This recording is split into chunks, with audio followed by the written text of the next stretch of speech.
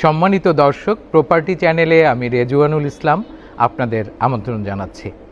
দর্শক, আমরা দেখতে পাচ্ছি যে এই সময়ে সবচেয়ে মানুষ যে কটা ইনভেস্টমেন্ট করছে প্রপার্টিতে, সেটার মধ্যে সবচেয়ে বেশি সংখ্যক আমরা সারা বাংলাদেশের প্রেক্ষাপট যদি পর্যালোচনা করি তাহলে দেখতে পাচ্ছি শেয়ার কনসেপ্টটাতে সবচেয়ে বেশি ইনভেস্ট হচ্ছে। প্রপার্টি সেক্টরে শেয়ার কনসেপ্টে এখনও অনেকগুলো সমস্যা, মানুষ অনেক কিছু না জেনে ইনভেস্ট করার যে আমরা প্রতিদিন গল্পগুলো পাই, সেখানে বারবার আমাদের একটা জিনিসই মনে হয় যে আপনি যে ফরম্যাটেই করেন, ডেভেলপারের মাধ্যমে ইনভেস্ট করেন অথবা শেয়ার কনসেপ্টের মাধ্যমে ইনভেস্ট করেন, আপনি আসলে টাকা দিয়ে একটা প্রপার্টি কিনছেন। সেইটা একটা বিভিন্ন ফরম্যাটে আমরা দেখতে পাই। এই ফরম্যাটটাকে আমরা চাই যে যারা এই ব্যবসাটা শুরু করেছেন বা ঢাকার বাইরে যে জেলা শহরগুলোতে শেয়ার কনসেপ্টটা চলছে, আপনারা যাদের বিনিয়োগকে টার্গেট করছেন তাদেরকে সুরক্ষিত করুন এবং আপনি যখন বিনিয়োগ করবেন, আপনি যে প্রপার্টিটা কিনছেন সেই প্রপার্টিটার দুটো ধাপ, একটা হচ্ছে প্রথমে জমি রেজিস্ট্রি করা এবং তারপরে আসলে একটা ফ্ল্যাটের মালিক হওয়া।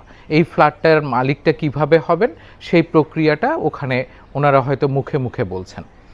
আমরা দেখতে পাচ্ছি যে এই জায়গাটাতে সবচেয়ে যে গ্যাপটা তৈরি হয় সেটা হচ্ছে যে আপনি প্রথমেই ইন্টারেস্টেড হচ্ছেন যে আপনি জমির মালিক হয়ে গেলেন এবং সেই জমির মালিকানায় আপনি ফ্ল্যাটের মালিক হলেন। এই ফ্ল্যাটের মালিকটা পুরো অ্যাসেটটাকে আপনার কনফার্ম করে না, মানে জমি এবং ফ্ল্যাট এই দুটোই জমির মালিকানায় ফ্ল্যাটের মালিক হওয়ার ব্যাপারটাতে গেলে যে জিনিসটা সবচেয়ে বড় গ্যাপ সেটা হচ্ছে দলিলে শুধুমাত্র আপনার জমির অংশটুকু থাকছে, আপনার ফ্ল্যাটের অংশটুকু থাকছে না। সেইটা আলাদা কোনোভাবে যিনি উদ্যোক্তা তিনি বলছেন যে আমরা 100 টাকার বা 300 টাকার স্টাম্পে লিখে দিব, অথবা এটাকে আমরা নোটারাইজড করে দিব, অথবা আমরা বন্টননামা দলিলের মধ্য দিয়ে এটাকে রেজিস্টার্ড করে দিব। এই বন্টননামা দলিলটাকে রেজিস্ট্রি করে দেওয়ার প্রক্রিয়াটাকে আমার মনে হয় যে একজন উদ্যোক্তার সবচেয়ে বেশি গুরুত্ব দেওয়া উচিত। কারণ আপনি যে বিজনেসটা রুটি রুজির ব্যাপার থাকে, আপনার রেপুটেশনের ব্যাপার থাকে, সেই ব্যবসাটার মধ্যে গ্যাপ যতটা কমানো যায় আপনার নিজের জন্যও ভালো এবং যে পরিবারটা তার সর্বোচ্চ বিনিয়োগটা এখানে করছেন তারও আসলে এই বিনিয়োগটাকে সুরক্ষিত করাটা আপনার দায়িত্বের মধ্যে পড়ে। আমাদের দেশের এই মনিটরিংগুলো সরকার যেহেতু করেন না এই কথাটা বলা ভুল হবে। সরকারের বিভিন্ন সংস্থা আছে, আইন কানুন আছে, যখন সমস্যাটা বেশি মাত্রায় তৈরি হয়ে যাচ্ছে তখন হয়তো বিভিন্নভাবে কর্মকর্তারা এখানে ইনভলভ হচ্ছেন। সেখানে হয়তো মিডিয়া যদি কোনো নিউজ করে থাকেন অথবা ক্ষতিগ্রস্ত হয়ে কেউ হয়তো হাউমাউ করে কাঁদছেন, তখন হয়তো এই বিষয়গুলো চোখে পড়ছে। কিন্তু একটা প্রক্রিয়ার মধ্য দিয়ে যদি আমরা সবসময় সচেতন থাকি তাহলে আমরা দেখতে পাবো যে এই সমস্যাগুলোর সমাধানগুলোকে আমরা শুরু থেকেই অ্যাড্রেস করতে পারবো। আমি ব্যক্তিগতভাবে এই কথাটা অনেক দিন ধরে বছরের পর বছর ধরে বলছি যে আপনি যখন কোনো ইনভেস্টমেন্ট করছেন তখন আপনার একটা প্ল্যান থাকতে হবে। আপনার কোন লোকেশনে কেন আপনি ইনভেস্ট করছেন, আপনার ঢাকায় করা জরুরি নাকি আপনার গ্রামের বাড়িতে কৃষি জমিতে ইনভেস্ট করা জরুরি, এটাও কিন্তু আপনার ভাবতে হবে। যেখানে আপনি নিয়ম কানুনের মধ্যে পড়বেন না, যেখানে অ্যাসেটটাকে আপনি সুরক্ষার মধ্যে আনতে পারছেন না, সেখানে আপনার গ্রামের বাড়িতে কৃষি জমিতে ইনভেস্ট করাটা ভালো। কিন্তু যদি আপনি দেখেন যে আপনার সন্তানরা ঢাকায় পড়ে অথবা এই বিভাগীয় শহরে পড়ে, আপনার সেখানে একটা ফ্ল্যাটের দরকার, বাসস্থানের দরকার, তাহলে আপনি ওই ব্যাপারটাকে একজন এক্সপার্টকে নিয়োগ করবেন যিনি আসলে টোটাল প্রসেসটা দেখবেন। আমি আপনাকে একটা গল্প দিয়ে বিষয়টা বোঝানোর চেষ্টা করি। এক ভদ্রলোক ভদ্রমহিলা এই 2-1 দিনের মধ্যেই আমার অফিসে এসেছিলেন।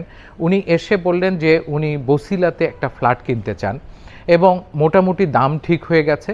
বসিলা এলাকায় এখন শেয়ার কনসেপ্টটা ভালো চলছে এবং মানুষ যেহেতু মোহাম্মদপুরের চেয়ে স্বল্প দামে ওখানে কম্পেয়ার করলে দেখা যাচ্ছে ল্যান্ডের দামটা বসিলা এলাকায় এখনও তুলনামূলক কম কম্পেয়ার টু মোহাম্মদপুর।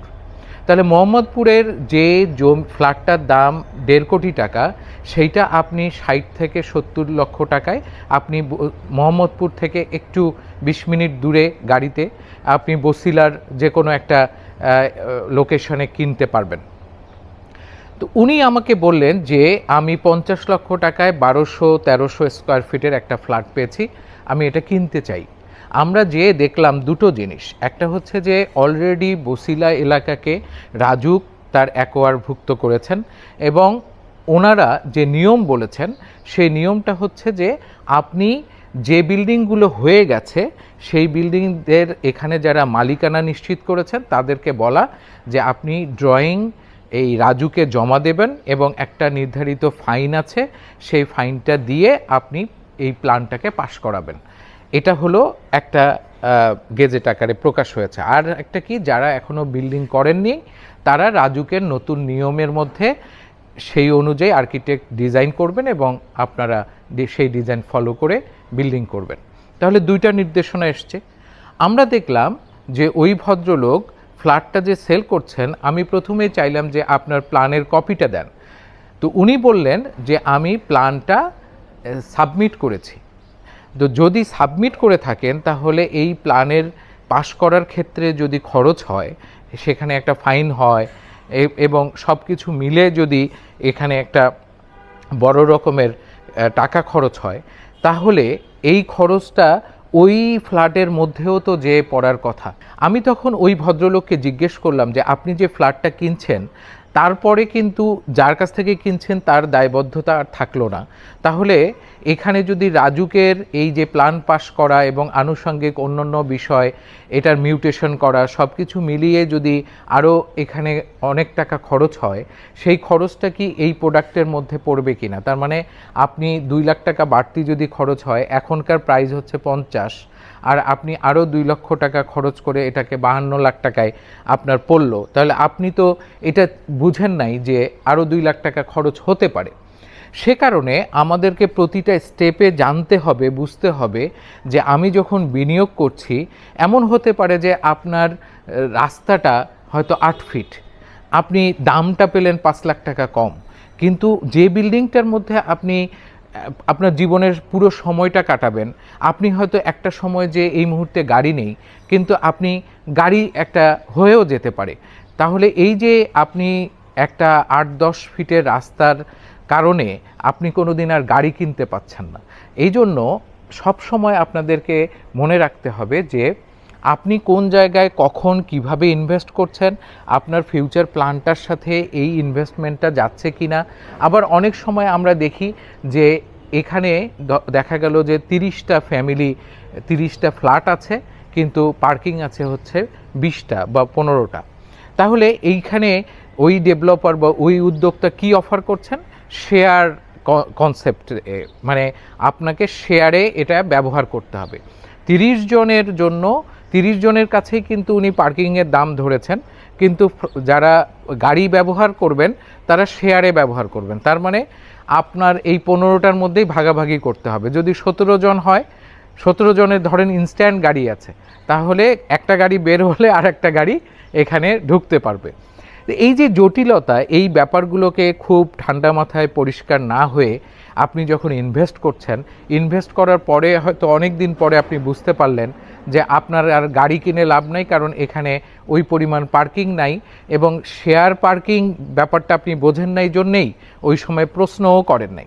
এই কারণে আমরা প্রতিদিন বিষয়গুলোকে আপনাদের সামনে তোলার চেষ্টা করছি, আমরা বোঝানোর চেষ্টা করছি যে এই এত বড় একটা সেক্টরে আপনি খুব তথ্য নির্ভর না হয়ে আপনি ইনভেস্ট করতে পারবেন না। আর আরেকটা বিষয় তো সত্যি যে আমরা অর্থনৈতিকভাবে এই সময়ের মধ্যে যে পরিমাণ পরিস্থিতির মধ্যে পড়েছি, আমরা পারিবারিকভাবে, অর্থনৈতিকভাবে, সামাজিক, সাংস্কৃতিক সব বিষয়গুলোই আসলে কেমন যেন এলোমেলো হয়ে যাচ্ছে।